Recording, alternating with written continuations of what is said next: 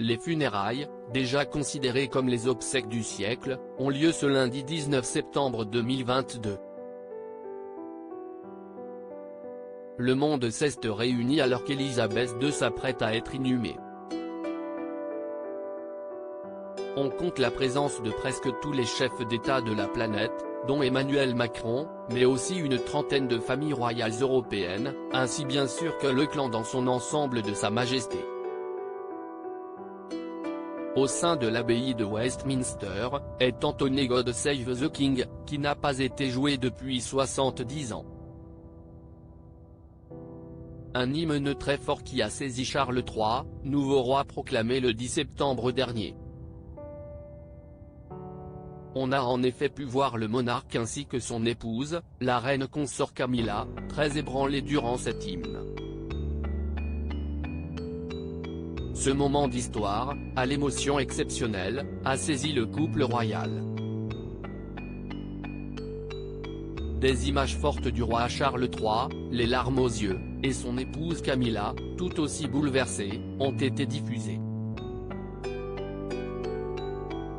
Cet hymne God Save the King dit que Dieu sauve le roi, qu'il vive longtemps, qu'il amène la victoire mais surtout qu'il soit heureux et glorieux pendant longtemps. Des paroles fortes qui doivent résonner d'une manière très particulière pour Charles III, alors que son épouse les chante à ses côtés. Charlotte et Georges de Galles également très affectés. Le monde dit adieu ce lundi à Élisabeth II lors de ses funérailles grandioses à Londres. Après 10 jours de deuil national, d'hommage et de rituels à la pompe centenaire, 2000 personnes étaient attendues pour une cérémonie religieuse à l'abbaye de Westminster.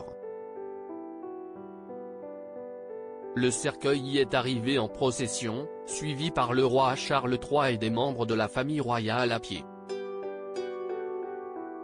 Jamais depuis des années Londres n'avait connu une telle affluence de dignitaires.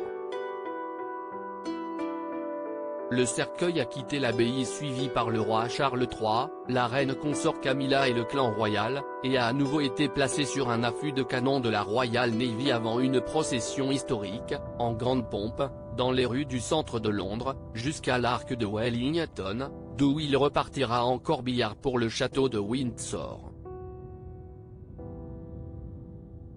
Parmi les membres de la Royal Family, Georges et Charlotte de Galles, 9 et 7 ans, ont accompagné leurs parents.